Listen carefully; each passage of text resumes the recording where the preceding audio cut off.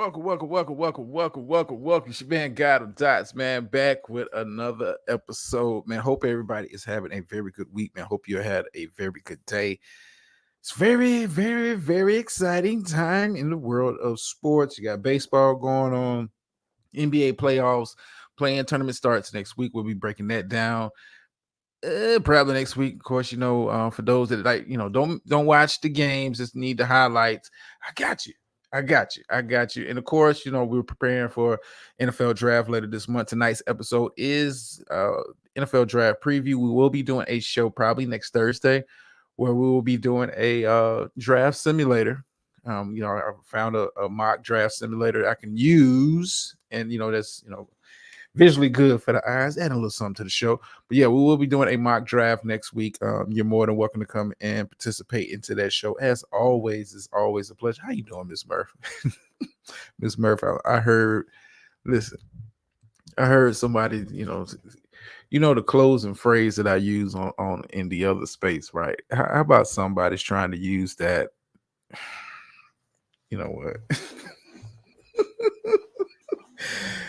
Oh, it can't be original to say the like. So tonight's episode, like I said, next week we'll be doing the actual mock draft. I will be kind of breaking down where I think, and I'm just gonna be doing first round, maybe second round only, kind of predict trades and that kind of stuff. But tonight's episode, we're gonna kind of look at team by team. We're gonna start from the top, go all the way through the first round, kind of look at some of the team needs. That wasn't addressed during free agency. Of course, the majority of free agency is over. Still some key free agents still out there looking for deals, but I don't expect those deals to get done until we get done with the NFL draft to kind of see what teams need what. Like I said, some still key free agents out there.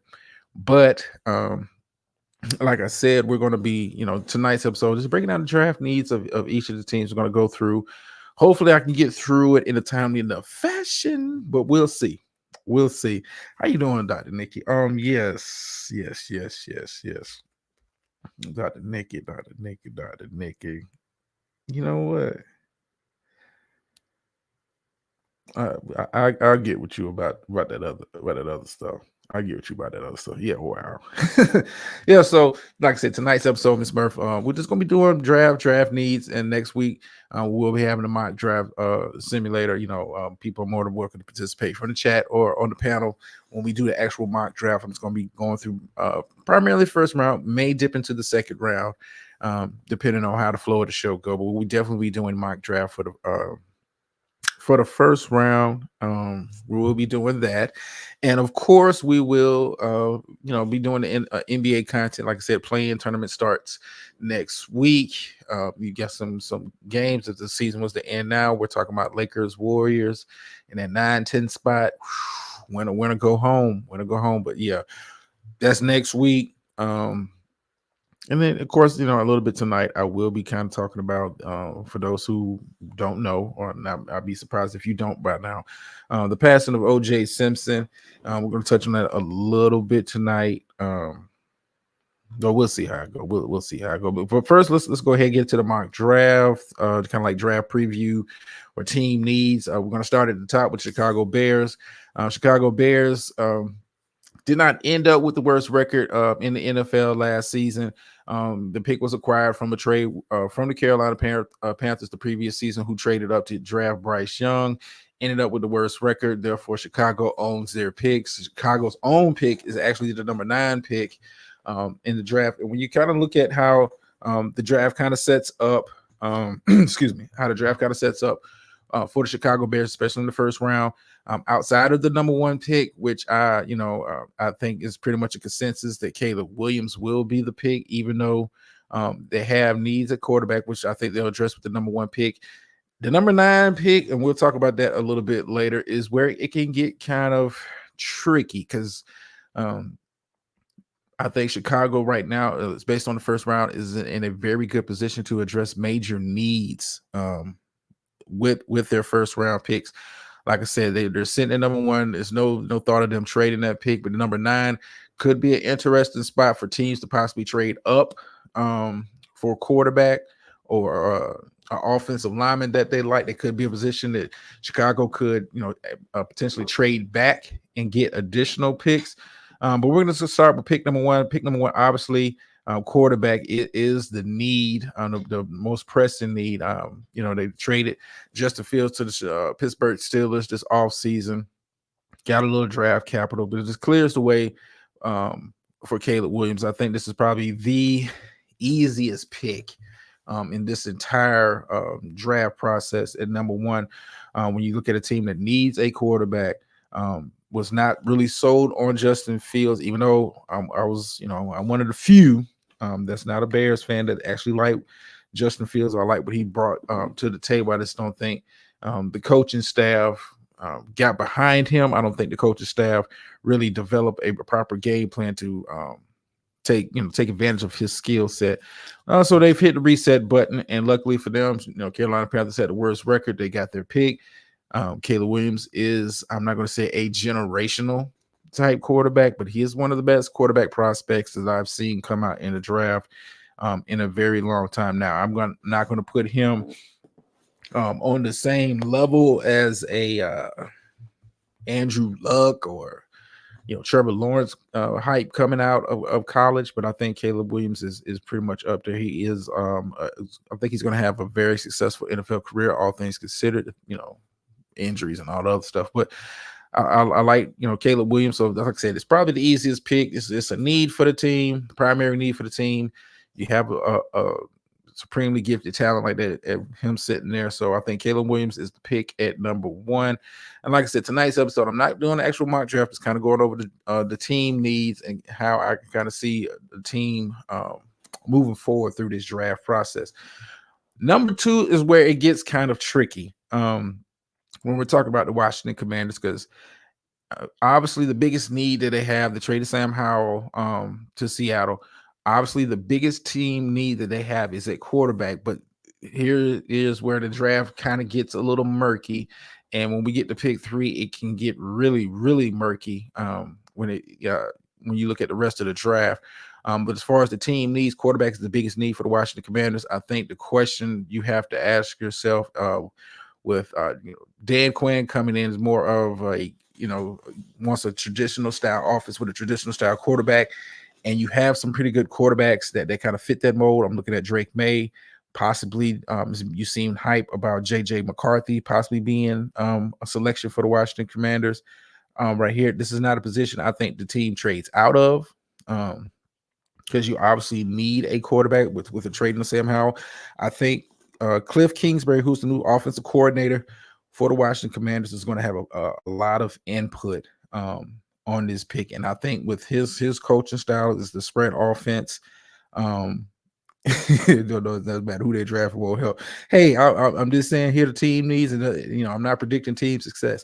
But yeah, I think with Cliff Kingsbury being the new offensive coordinator in Washington, he runs a spread type offense, and I think Jaden Daniels, our quarterback out of LSU, Heisman Trophy winning quarterback out of LSU, fits the mold of quarterback that he wants. Now, I'm not sure if that's the direction that the team make, because coming into the draft process, when we were talking about the quarterback position, you obviously had Caleb Williams at number one before a lot of the year, and by a lot of pundits and a lot of people that analyze football and watch, Drake May, quarterback out of North Carolina, was presumed to be the number 2 quarterback. And if you depending on who you ask, Drake May was their quarterback 1. It was it was that close for some people who were who spend a considerable amount more time than I do breaking this down. But I think quarterback is definitely the pick here at number 2. Which quarterback they pick is kind of up in the air. Like I said, you have a lot of mock drafts having Jaden Daniels going to this pick. I know I've seen a lot of with Drake May, and I've seen some recently where J.J. McCarthy, with the hype getting behind him, could possibly be the pick here at number 2. But obviously, I think quarterback is the only way to go, considering, like I said, you really don't have have a guy at the position really. They do have some other needs, primarily offensive line.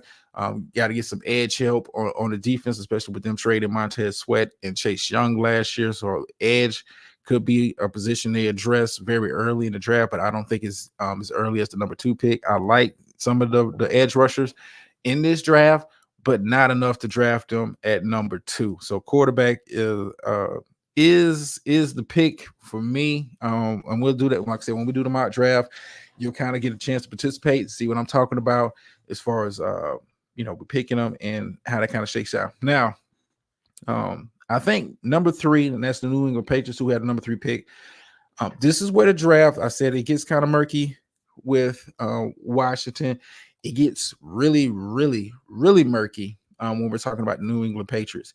Obviously, quarterback is the biggest need, but this is a team that has so many needs. This is probably where teams are going to be looking if they're in the market for a franchise quarterback. And even though the Patriots need a franchise quarterback, don't get me wrong. You trade Mac Jones, Bailey Zappi is, backup for a lot of teams at best. But, when you look at the needs of the New England Patriots, we're talking about quarterback being the most pressing, but you also have needs along the offensive line. You have needs on the defensive side of the ball, especially at cornerback. You need a wide receiver, but what good is drafting a wide receiver here at the number 3 spot if you don't have a quarterback that can get him the ball on a very consistent basis? This is, like I said, this is where the draft kind of can turn on its head when the draft actually happens, because the Patriots may be looking to trade down. Teams that they may be looking to trade up to this number 3 spot, and it may kind of be a reaction to what Washington does to pick before them. If Washington decides to take Jaden Daniels at the number 2 pick, Drake May is a very promising prospect, such as so is JJ McCarthy. We'll talk about another quarterback as we get kind of further down into this kind of like team needs, because Michael Penix Jr., quarterback out of Washington, has really been picking up steam. But tonight's episode is just focus on the needs. Biggest need for the New England Patriots is quarterback. But when you have so many holes along this team, let's just keep it a buck. The New England Patriots is not a very talented team. It's not really, with the exception of a couple of defensive players. I'm talking about like Matthew Judon, Kyle Duggar, who recently re-signed. You don't have a lot of blue chip talent along this team on both sides of the ball. So I think New England will be very much so entertaining offers here at the number 3 pick. But I think if they stick with the pick, quarterback is the best way to go, because offensive tackle, I think you can get one. This is a very deep offensive tackle class. As far as offensive lineman period, this is a very deep class along that, such as with wide receivers, a very good cornerback class. Also, defensive tackle, it's okay, but quarterback, even with the quarterbacks, this is a very good class. But if you're drafting this high, if you're not going to trade back and get multiple picks in this draft, multiple picks in following drafts, and you stick here, I think the Patriots have to go quarterback here. But it all depends on who Washington kind of falls in love with. Like I said, this is a point in the draft where things can get flipped, turned upside down. Oh no. Okay. Going to the number 4 pick, you have the Arizona Cardinals here at the number 4 pick. Obviously, the team is committed to Kyler Murray. Wasn't moved this all season. Team has no plans to really move on from him. Wide receiver has to be the biggest need if they stay in this position. Like I said, number 3. I think that's what the draft for me kind of starts. I don't care what Washington does at the number 2. They're taking a quarterback. Unless they get a fantastic deal. I'm talking like 4 first-round picks for that spot. But I think Washington takes a quarterback. New England, you don't know where they're going to take. If they take a quarterback, teams may be calling the Arizona Cardinals to kind of move up and draft a quarterback.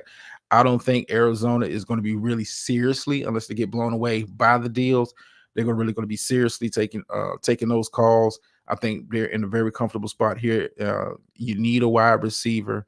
Some of the other needs that you have along the offensive line, defensive side of the ball, like I said, is deep in certain positions.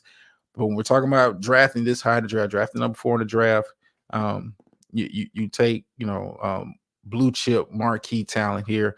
Wide receiver is going to be the pick for me if I'm the Arizona Cardinals now.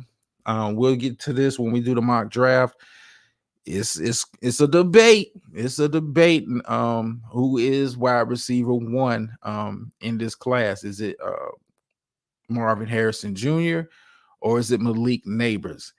I mean, you can't. I don't think you can lose with either one. I think both of them are very good prospects. A little bit different play styles. When I watch Marvin Harrison, it's much like watching his father. The way he's such a route technician, does have sneaky speed. He did not test during the combine. Did not test during the pro day.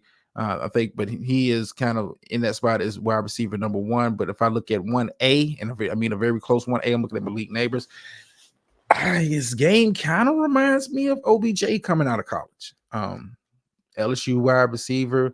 The catch radius is there. The speed is there. Dude ran a 4.3. Malik Neighbors, scouts are falling in love with him. He has kind of that it factor, but Marvin Harrison is such a complete receiver. I mean, I don't think Arizona could lose by drafting either one, but I think wide receiver, if you're staying here at the number 4 spot, get a wide receiver, pair him, give Kyler Murray a real weapon on the outside. And I think you'll be able to address some of those needs later on in the draft. Like I said, they have other needs, primarily along on the defensive side of the ball. They got to get a little bit better. Defense played hard last year, but you need some talent on that side of the ball. They did try to address the offensive line a little bit by bringing in Jonah Williams, former tackle from out of University of Alabama, Roll Tide. But he may play tackle. If I was them, I would kind of kick him in the guard. But he's been kind of fighting that for money reasons. But that's a story unto itself. But moving on from the number 4 pick, you have the Los Angeles Chargers sitting here at number 5. Brand new head coach Harbaugh coming over from the University of Michigan. Wide receiver, at the beginning of this draft process was not the biggest need for this team, but when you trade away Keenan Allen, trade him to the Chicago Bears, cut Mike Williams for cap casualties, and when you look at the wide receiver room that you have Justin Herbert. I think if you stay here, this is another position in the draft where I think teams may move up depending on how the quarterbacks kind of break early in the draft. But if the Chargers stay here at number 5, I think you have to go wide receiver. You do have other needs, mainly along the offensive line. The offensive line's got to get a little bit better. You let go of Austin Eckler. You do need a running back. You did bring in Gus Edwards at running back, but he's not an Austin Eckler when I'm talking about catching the ball out of the backfield. But wide receiver has to be something you consider here, considering that you gave away, and I'm just going to call it what it is. You gave away Keenan Allen. I understand Mike Williams with the money thing, but I think Keenan Allen is one of those guys that's played so well for your franchise. You kind of suck that up. But I think wide receiver might be the move here. But I think the Chargers, if you believe the rumor mill has been shopping this pick primarily, most projections are that the Minnesota Vikings may move up here, depending if the quarterback that they want is still available. They may move up. The Vikings, who have 2 first-round picks in this draft. It's also been talks of possibly, and I don't know if the Chargers actually do this with a division rival. You have the Denver Broncos being talked about as possibly moving up. But it all depends on kind of, I think, like I said, number 3 sets the table for the rest of the draft for me. If New England stays there, takes a quarterback, it kind of, puts, I think Arizona kind of stays pat. Chargers may be looking to move back, but I think if I'm the Chargers, I don't know if I would move back in this draft. I think this is you have a young quarterback in Justin Herbert, and I think much like Kyler Murray, we talked about the pick before. You need to give him some weapons, and with you giving away his 2 best weapons, and let's keep it a buck, his best 3 weapons when you include in Austin Eckler, I think you incumbent on giving him some guys on the outside. Now, with that being said, this is a very, very talented wide receiver class. This is a very talented wide receiver class. You may be able to get first round type talent, maybe in the second round, but we'll see. We'll see. But I think this is a position the teams may be looking to move up, depending on how it breaks with the quarterbacks. It's most drafts. It's all about that. Now moving on to pick number 6 to you Giants fans. Unless the Giants move up, I think wide receiver may be the biggest need here. You do have a glaring hole at the running back position with Saquon Barkley leaving. You did bring in Devin Singletary. It's no running back in this class that I would consider being a first round grade, especially when we're talking about drafting at number 6. So I think running back is out of here. I think cornerback is a very talented quarterback class, but it's no Jalen Ramsey, Sauce Gardner type corners that I would be drafting this high in the draft. I think corners for me probably around after pick 10, like at 10 at the earliest. And you want to draft a quarterback. This is a very rich class for quarterback. Maybe you find a guy in the second or third round. But unless one of those quarterbacks that we mentioned earlier in the show, or Jaden Daniels or Drake May or JJ McCarthy, if one of those guys fall to number 6, could the Giants possibly draft a guy at the number 6, considering that Daniel Jones pretty inconsistent through most of his career, had that one good year, cashed in, was hurt last year, does have an injury history of getting hurt.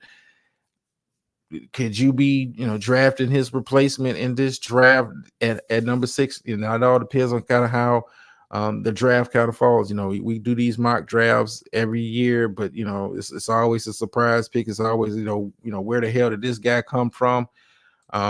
You always nothing will help them either. Yeah, I listen. I get it, but I'm here to give them hope. I'm here to give them hope. This is how Giants fans be looking. Typically most years I remember when they drafted Daniel Jones, a lot of Giants fans was looking like this, like, what the hell? Who is this guy? But I think wide receiver, if Malik Nabers possibly falls here. Now, I think if Nabers and Marvin Harrison are off the board, even though wide receiver is your most glaring need, I think this might be a position to where Giants, you kind of fall back, trade back into to the later round, because you have a pretty decent offensive line. You have a pretty decent offensive line.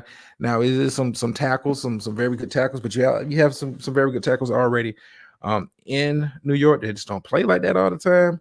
But I don't think they'll be taking tackle here. I think if they're hoping, if the draft kind of breaks right for them, I think they're hoping that a Marvin Harrison or a Malik Nabers is here for them to draft. Any other the wide receivers, I don't feel comfortable with drafting them at number 6, but it is the team's biggest need, and sometimes your biggest, your needs can supersede good business sense.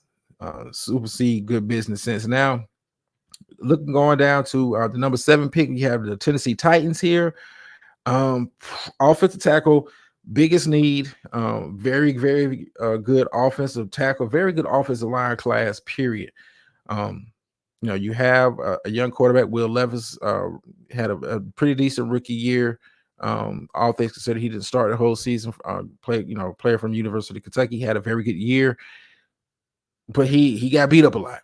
And I think with the transition of this team, with Derrick Henry being gone, being Will Levis, you bring in DeAndre Hopkins last year, you bring Calvin Ridley this year, you give him big money. I think offensive tackle is probably one of the easiest picks for this team. And like I said, it's a very deep offensive lineman class, especially at the tackle position. I'm gonna presume they stay here. I don't think they have any need to want to trade out. You don't really have any major holes, except on the offensive line when you look at this team. Obviously, you can do something with the defense as far as getting a better pass rush with this team, but I'm not drafting a defensive player here at number 7. I think number 7 is pretty much locked in. They need an offensive tackle. It's a very good tackle class.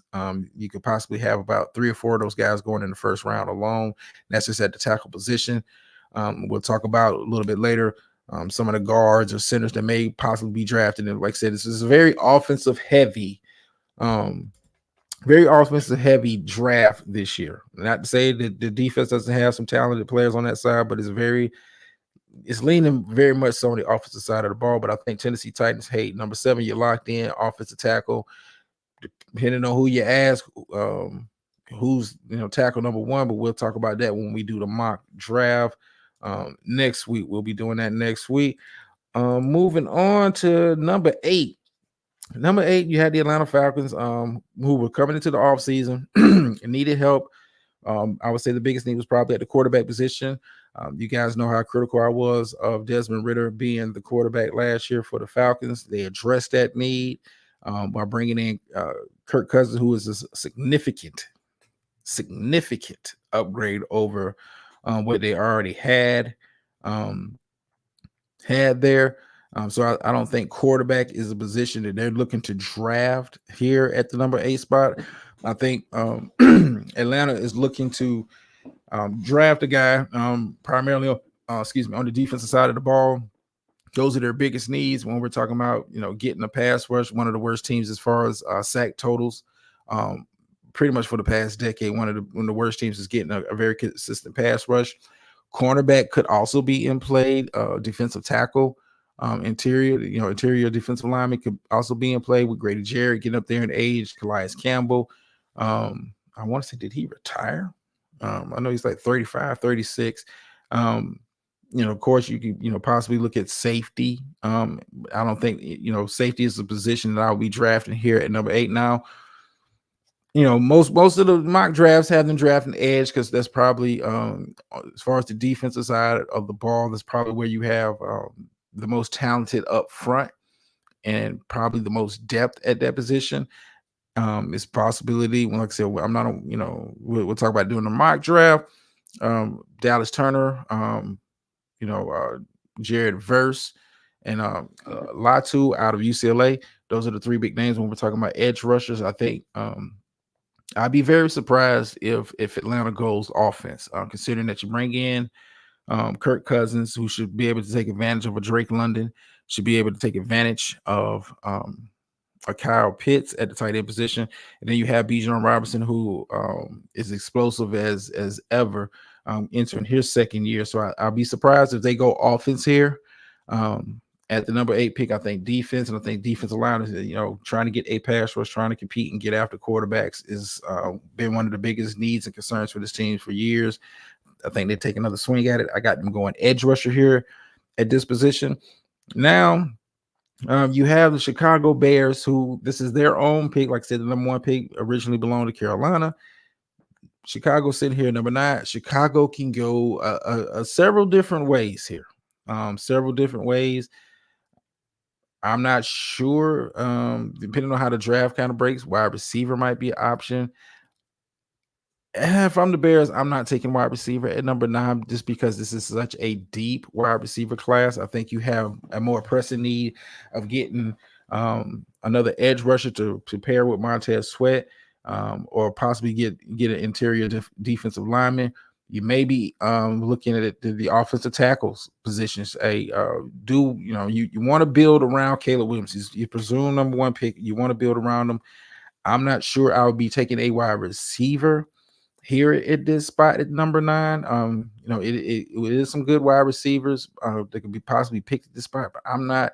I have DJ Moore. I'm thinking as a Bears fans, I have DJ Moore. I have DeAndre Swift. Good pass catching running back. I bring in Keenan Allen. DJ Moore and Keenan Allen have been number 1s,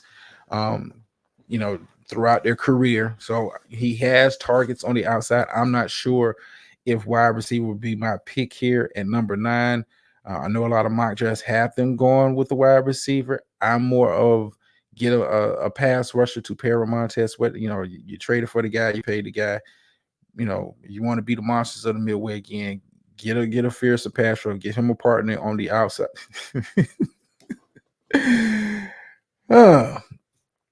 Nothing helps these teams, and they're not the boys. They're not the boys. But that's why I have to see Chicago going with a second first round pick, and it may be a position depending on, like I said, how the draft kind of breaks. It may be a position they can trade back into the draft, acquire more future assets. It's not like Chicago is, bereft of talent, but they need some help. They need some help. Number 10, you have the New York Jets.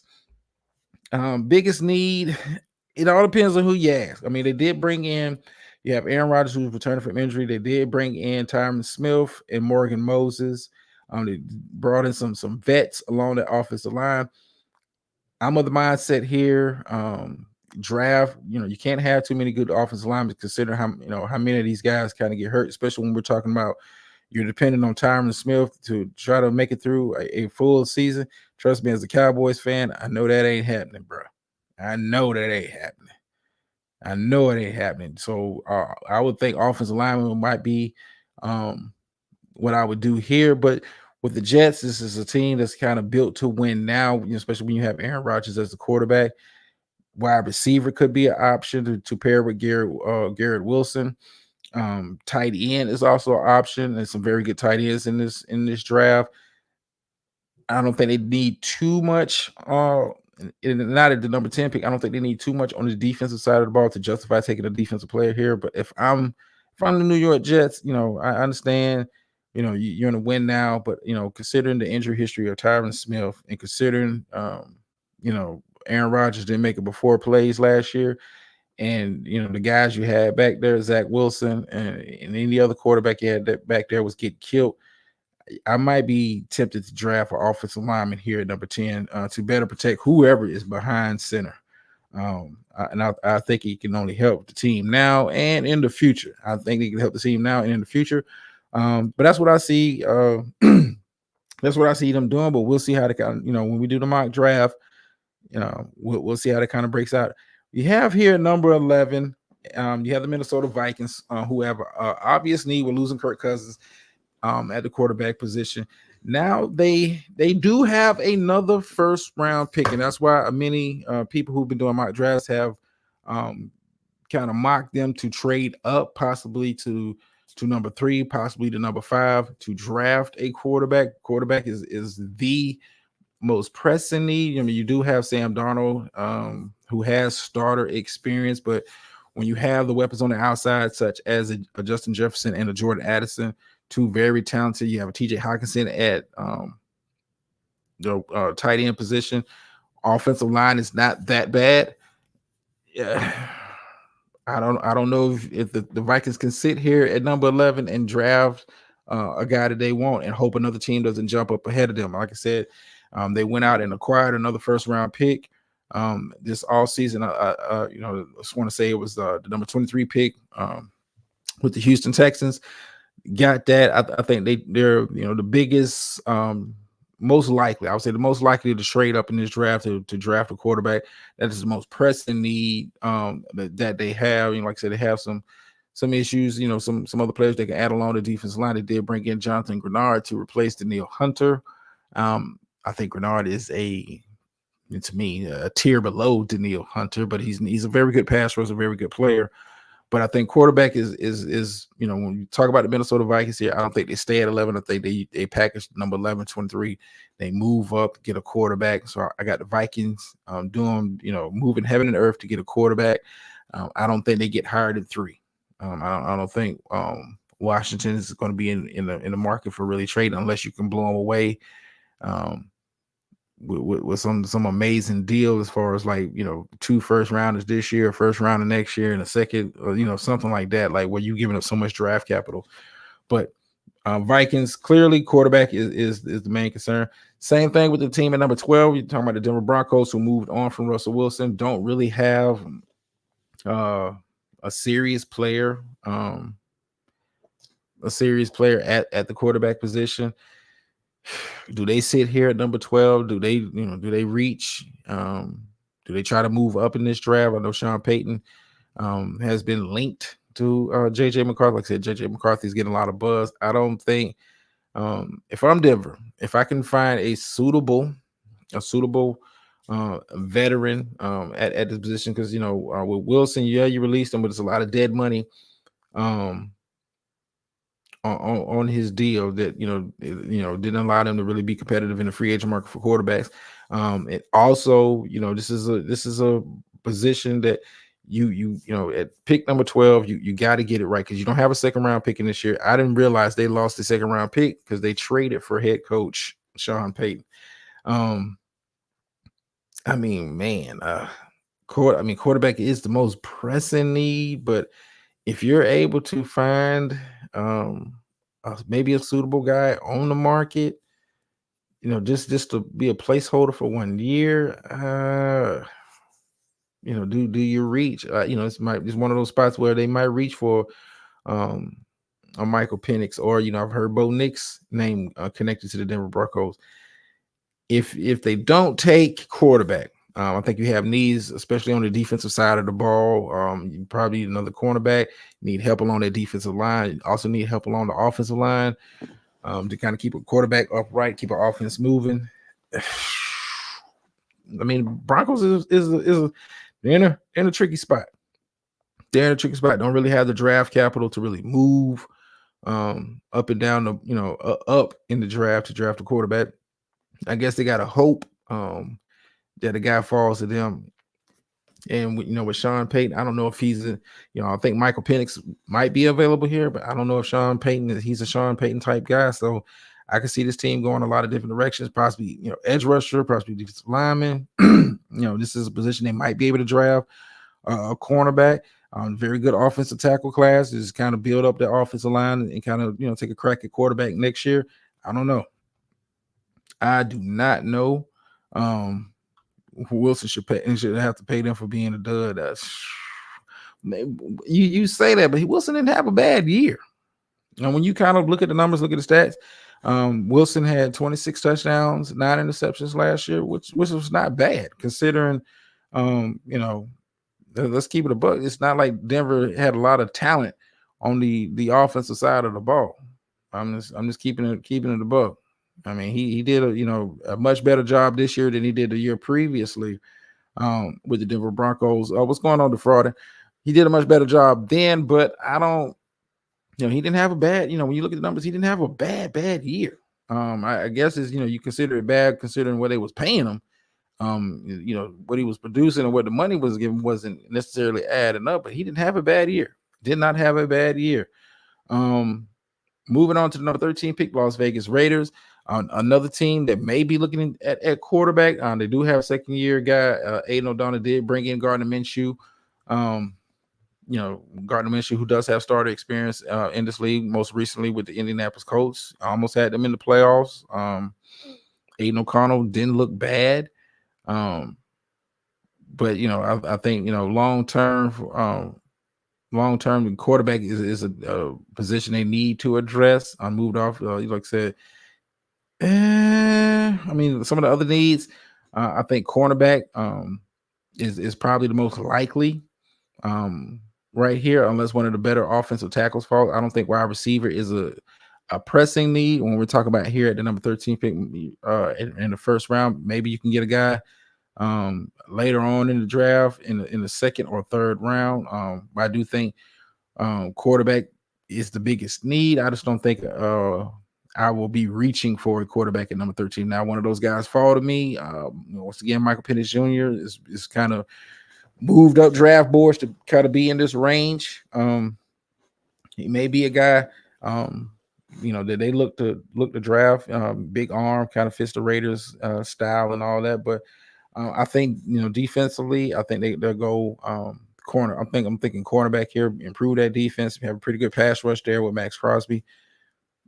You know, improve the back end, and you know, with your head coach Antonio Pierce, very much a defensive guy in his own right. I think defense is the move here, even though quarterback, you know, if one falls here, they may jump on it, but I think they may be looking to fill that need in the second or third round. Moving on from them, you have the New Orleans Saints offensive line is the most pressing need. You have your right tackle, you don't know what his knees looking like, and the guy that you drafted a couple of years ago at the left tackle position has been getting blown up. Offensive tackle, you know, or interior offensive lineman. If the offensive tackles are off the board, I think you have to go offensive line here if you're the New Orleans Saints. You don't really need a quarterback. You don't really need a quarterback. It's not the most pressing concern. Wide receiver is not the most pressing concern. When you look at the Saints, I think offensive line, considering the injury history of the right tackle Ramczyk and how bad Trevor Penning has played since he's coming to the league, offensive tackle. If one falls here, I think this is where you go if you're a Saints fan. Moving on from them, you have the Indianapolis Colts sitting here at number 15 pick. They can go a lot of different directions. Depending on what style of play they want to play. I think when you look at the talent that might be available here at the number 15, I think most of the talent here, this is where you start seeing the defensive players kind of taking over the draft during this portion right here, because obviously quarterback is not a concern for them. Had drafted Anthony Richardson last year, who's coming back off injury. Maybe looking to draft a wide receiver here. At this position, I'm not sure. I'm not sure if they're going to be willing to draft one here. At this position, I mean, this is it's a funny spot with the Colts. I mean, I've heard talks of them possibly in the market if Brock Bowers drops down to this pick. Drafting him as a tight end. I'm not sure. I think this team, if I'm them, hey, this is a very good cornerback class. Draft one of these guys, improve the defensive side of the ball. I think the offense will take off. The offensive play pretty well last year, despite the injury to Anthony Richardson. Gardner Minshew did a pretty good job to even get them close and in the hunt for the playoffs. But I think cornerback here, I don't think they need a pass rusher. I think they got a pretty good defensive line rotation. Cornerback is probably the need here, probably the pick here, but you don't know with the Colts. You do not. I think they're kind of in a perfect spot to kind of sit and wait, and they may even take best player available at this pick. Moving on from them, the Seattle Seahawks. Pete Carroll is out as head coach. You have Geno Smith. You brought in Sam Howell, so I don't think quarterback is a primary need. The defensive side of the ball is got to be where you go with this team. But here's the thing: I like the edge rushers that they already have in Seattle. But if one of those top three guys kind of drops here, I think you kind of maybe press to draft them. I think you need more help along the interior of your defense, mainly around the defensive tackles. At the linebacker position, you did lose Bobby Wagner in free agency. I mean, I think defense is the way to go here, but it all depends on what direction they're trying to take this team. Like I said, if one of those top pass rushers drops here, I'm taking them. There's some very good defensive tackles in this draft, but if one of those top pass rushers drops here, number 16, I'm taking them. I think linebacker is a need. They could possibly get on day 2 or maybe day 3. Linebacker is not the strongest position this year, but I think defensive line. I think D tackle is the most likely pick, but we'll see. Either D tackle or edge, depending on how it kind of shakes out for them, but definitely defense for the Seahawks. I think offensively they're straight, good at wide receiver, good at quarterback, good at running back. Could use some help along the offensive line, but I think defense is definitely the pick here for them. Jacksonville Jaguars, much the same as the previous team. I think defense has to be the kind of pick here. I think. Unless one of those top wide receivers falls, which I don't see in those top 3 receivers. And I'm talking about Harrison, talking about Malik Neighbors, and the guy I haven't talked about yet, Rome Odunze, wide receiver out of Washington. One of those guys drops here. Maybe they may be tempted, especially with them losing Calvin Ridley. But I think defense, you got to go here, and I think you need some help on the back end of that secondary. Like I said, a very good cornerback class. You just paid Josh Allen. You gave him a lot of money, to help shore up that pass rush. You spent a little money on the defensive side of the ball, but I think you need to put a little bit more on that side of the ball, considering that you're playing in a very stacked AFC conference. Defense. So Much for them going with defense. Cincinnati Bengals sitting here at number 18. What it's one of those. It's kind of like the Colts. Like, what do you? I think it's best player available from them. I'm taking one of these good tackles in this class because I got to keep Joe Burrow upright. I think offensive tackle or offensive lineman is the most pressing concern. They do have some issues along the defensive side of the ball, but if I can get one of the good offensive tackles here, this position is a very good offensive tackle class. You can see a lot of them going in the first round. If I'm the Bengals, I'm taking offensive tackle here. Moving on to the Rams. I had them kind of, possibly trading back from this spot, but with the retirement of Aaron Donald, you got to kind of replace that. And defensive tackle is defensive tackle, defensive lineman, either edge or defensive tackle is the pick here for the Rams. I think they're good at wide receiver. Cooper Kupp, Puka Nacua. I think you shouldn't be too stressed out and concerned with Matthew Stafford. I don't think this is the year, and I don't think you're going to find a guy that you liked at the number 19 spot. So I think quarterback is off the board. I think you get, with Aaron Donald leader, that kind of changes up everything for the Rams, because I think if Donald stays with the improved play of the rookies, Byron Young coming up at Kobe Turner along the defensive line, played very well as the season kind of went on. Rams came one of those dark horse teams last year. You got to replace Aaron Donald's production somehow. And I think, like I said, defensive lineman, either edge or DT, depending on which way they want to go, can go either way with the Rams. But I think defensive line is the pick for them. When we're talking about number 20, Pittsburgh Steelers, you bring in Russell Wilson, Justin Fields. So the quarterback is not an issue. Even if you move on from Russell this year, I think Justin Fields is a very suitable replacement in Pittsburgh. You trade away Deontay Johnson. If you can get a wide receiver here, maybe. But I think the way Mike Tomlin likes to build his teams, he likes to build his team defense first. I'm looking at either a cornerback or a defensive tackle for this team, but you also have some issues along the offensive line. And I think this is the year, if you're going to address the offensive line and shore up the interior or the interior of the offensive line, your offensive tackle, this is the draft to do it. Very good. Much depth, a lot of depth at those positions in this draft. So I'm gonna lean towards tackle. But you may see one of the interior, one of the guards get drafted at this position. Wide receiver may be a dark horse here.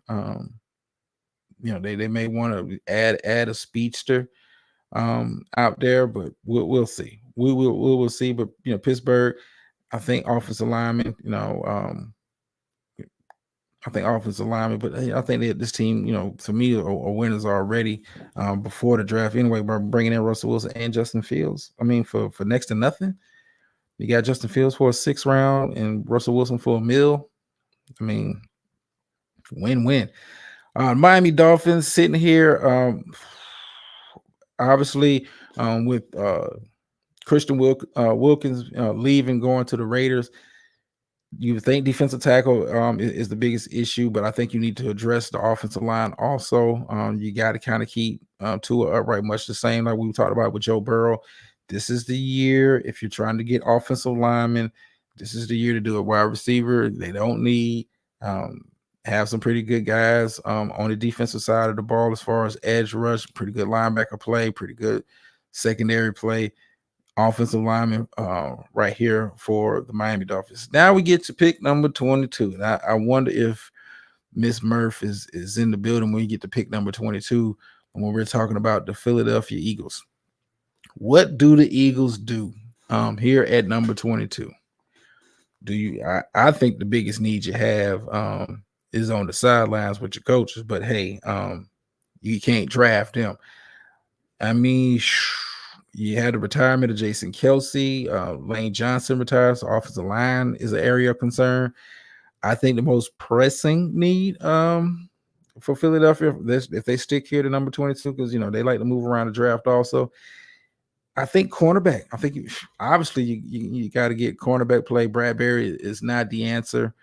Um, you know, you're going to feel the loss of Hassan Reddick, but I think you bringing in Bryce Huff. He's not Hassan Reddick, but he's a suitable replacement along the defensive line. If I'm Philly, if I'm a Philly fan, I'm going secondary. I'm going secondary, but obviously your biggest need is on the goddamn sidelines. Your biggest need is on the goddamn sidelines. But hey, you can't draft a coach. You cannot draft a coach. Moving on, and we're almost done here, y'all. Moving on to the number 23. Like I said, I think this pick gets packaged. This is the second of the Vikings pick. I don't think they stay at 11. I think they traded for the number 23 pick to package it to move up. So I'm not gonna spend too much time talking about that. But I'm gonna spend a little bit of time talking about pick number 24. My Cowboys.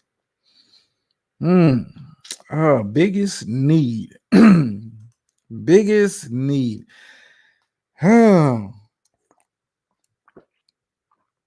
You predict they have a bad season? Don't do that. Don't try to do that reverse psychology. You know they ain't gonna have a bad season. The NFC is the NFC ain't the AFC, but I think the Eagles will be right there in the hunt. But pick number 24, you had the Dallas Cowboys. I mean, a lot of guys moved. You lost Tyron Smith, Pollard moved on, the center moved on. Van Der Esch, forced to retire. Gallup got cut. But I think offensive line has got to be the pick here. You lose Tyron Smith, you lose the center. I think that's the most pressing need. I know some people in some of these mock drafts have them drafting a wide receiver. Please, Jerry, don't do it. Not first round. Not first round. Okay, hold on for a sec.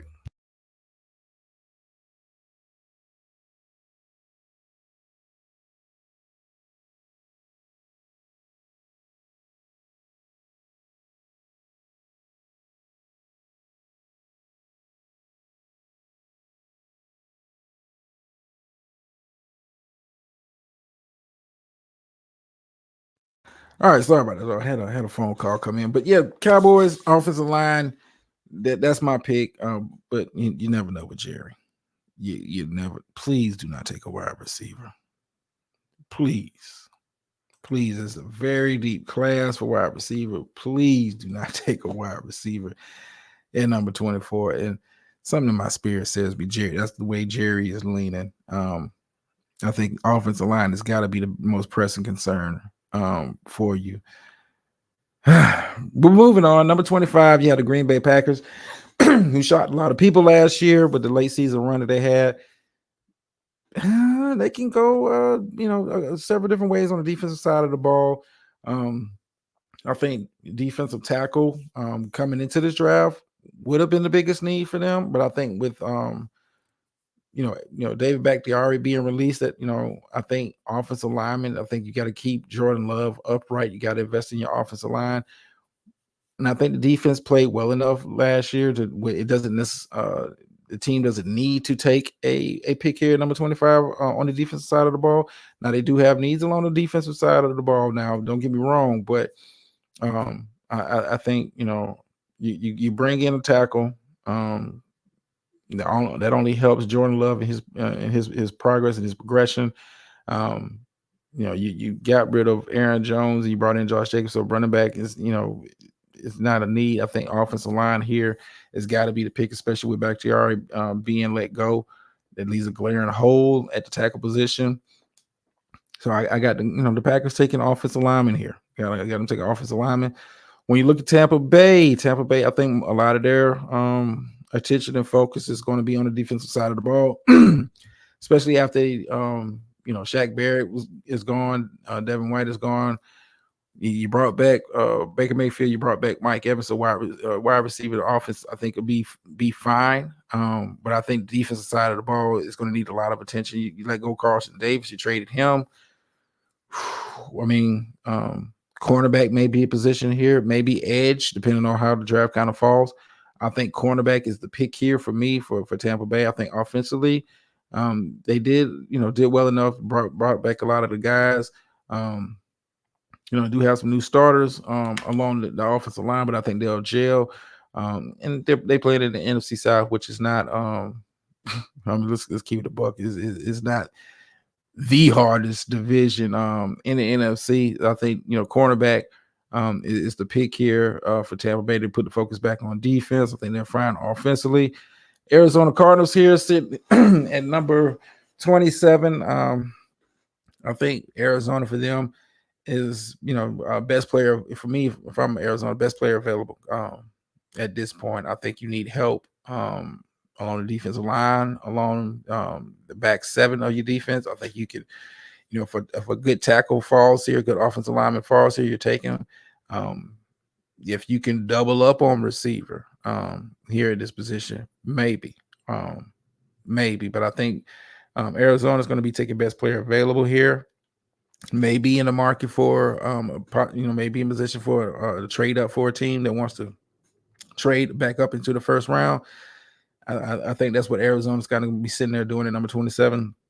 So look for that spot to be a position the team moves up from a later pick, moves up back into the first round. Yeah, the Buffalo Bills. This, I don't want to say wide receiver is the biggest need, but you trade Stephon Diggs for next to goddamn nothing. I think wide receiver has got to be the pick here to maximize what you got with Josh Allen. You let Diggs go in the trade. You let Gabe Davis go in free agency. I think wide receivers got to be the pick here. And even if I think Buffalo is going to be forced into a position where they may have to reach here at the wide receiver position. Safety is another position that may be an area they can address towards the bottom of the first round. But I think wide receiver has got to be the need now, especially with you trading Stephon Diggs. I think it was already a need when you let Gabe Davis walk, but you're getting rid of Stephon Diggs. It becomes priority number one for me. Buffalo, I think Buffalo goes wide receiver here at this position. And we're almost done, y'all. Detroit Lions here at number 29. I think they take another defensive player, just improve with that defense. They did pretty good with some of the picks they had last year. Jack Campbell, linebacker, Brian Branch in the secondary. I think you take best defensive player available here. If you're the Detroit Lions, I don't think you need anything as far as the offense is concerned. I think the offense is top tier from the quarterback to the running backs to the wide receivers. I think defense, best player available on the defensive side of the ball. Maybe take an edge rusher if a good one falls here to pair with Aiden Hutchinson. But I think best player available here is on the defensive side of the ball for the Detroit Lions. You have the Baltimore Ravens here, the number 30 pick. I don't. You never know what jewels or gems they find here. On paper, it looks like offensive line is the biggest concern. You lost both of your starting guards in free agency. You traded right tackle, so I think offensive line is definitely the move here. If you're Baltimore, I think you got to address that. Then you have other injuries along the offensive line also, namely Ronnie Stanley, left tackle, pretty good left tackle, gets injured, a little bit too much for my flavor. But offensive line has got to be the pick here for Baltimore. We're talking about first round. I'll be surprised if they take another position here. I don't think they really need another edge rusher. I mean, it seems like Baltimore can find these guys off the street and they terrorize offenses like it's nobody's business. Now we get to the two Super Bowl teams. First, get to the loser, San Francisco 49ers. Best player available. I think more or less so along the defensive side of the ball. I think they're straight on the offensive side of the ball. Now they do have some holes to kind of fix up on the offensive line, but I think you got Purdy on the rookie deal, McCaffrey. You still have Ayuk, who's currently kind of going through contracts, and Debo. You still have Kittle. I think offenses straight. I think you got to add some more pieces to the defensive side, maybe improving that secondary just a little bit. So cornerback, maybe the pick here for me if I'm the San Francisco 49ers, and I look at the Kansas City Chiefs. Where do we go with Chiefs? I would lean towards cornerback. This is because you traded L'Jarius Sneed, but these guys seem to know how to find cornerbacks like it's nobody's business. I think you get a wide receiver, a true burner with a little bit of size on him for Patrick Mahomes. So that's where I'm going with that. I'm going wide receiver here at the bottom of the first round for the Kansas City Chiefs. And that kind of wraps up my draft needs for the draft. Like I said, next week we will be doing an actual mock draft simulator. We'll be kind of going through and putting players in place and that kind of stuff. So make sure you tune in for that. Also, make sure you tune in for the NBA content, play-in tournament is next week. Starts next week for the play-in tournament. Actual playoffs start on the 20th. So, we'll be locked in for that. Of course, I'll be putting the videos up for that for those who don't want to watch the whole game. I got you. I think that's about it. I know the show was a little bit longer, but NFL is sport one over here. And I wanted to kind of get that. I'm gonna try to make the mock draft show not as long, but y'all forgive me if I got a little wordy tonight. Yeah, I think that's about it. You know what? I'm gonna save the OJ commentary for the Saturday show. I think I'm gonna save some of that for that. I may bring some of it back here and save scraps, but I got some commentary on that. I may not do a show over here tomorrow. I'm not sure. We'll see how the spirit moves me. Thank you everybody for coming out, taking time to listen to little old me. It's always appreciated. Hit the like, comment, thumbs up, thumbs down, all that good stuff that these people say on YouTube. And end you off with the phrase that pays over here. And I hope nobody starts stealing this and using it in other spaces. Sometimes you win, sometimes you lose, but every time you learn. And I'm out.